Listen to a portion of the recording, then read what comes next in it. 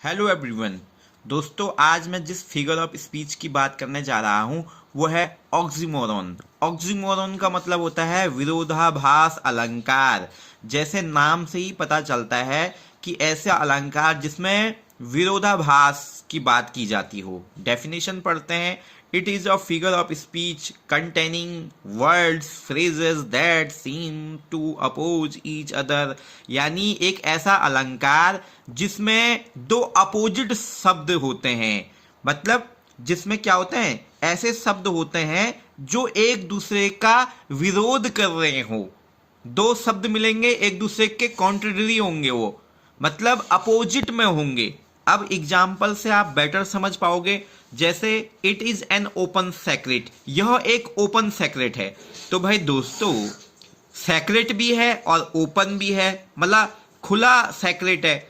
तो सेक्रेट बात हम कह रहे कि ये एक सेक्रेट है, पर कैसा सेक्रेट है? ओपन सेक्रेट है। तो फिर सेक्रेट कैसे हो गया ये?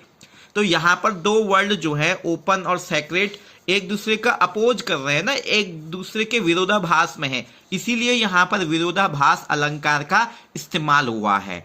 तो अपनी लेखनी को अट्रैक्टिव बनाने के लिए, अलंकृत करने के लिए ये चीजें यूज की जाती है। दूसरा है life is bitter sweet. Life क्या है? बिटर स्वीट है। तो एक तरफ बिटर लिखा गया है, एक तरफ स्वीट लिखा गया है। दोनों एक दूसरे के क्या है? विरोधाभास में है। तीसरा है parting is such as sweet sorrow. और ये जो लाइन ली गई है ये शेक्सपियर के जो रोमियो एंड जूलियट से ली गई है। तो स्वीट सॉरो, एक तरफ स्वीट कहा गया है, एक तरफ सॉरो कहा गया है। तो स्वीट सॉरो एक साथ कैसे होते हैं? तो ये विरोधाभास में है।